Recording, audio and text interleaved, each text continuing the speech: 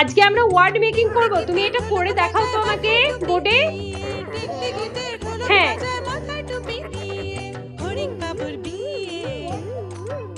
M, তারপর একটু বড় করে লেখো যাতে আমরা দেখতে পাই। এম এ, তার সঙ্গে আমরা কি লিখবো? এন। কি হয়ে যাবে? ম্যান মানে কি অঙ্কিতা? মানুষ। তারপরে নেক্সট কি আছে? হ্যাঁ, ফ্যান। লেখো তাহলে ফ্যান।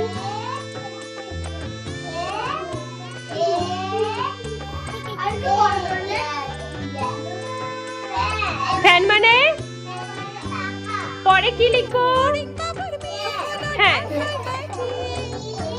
কেন ওটা? হ্যাঁ, সি এ এন।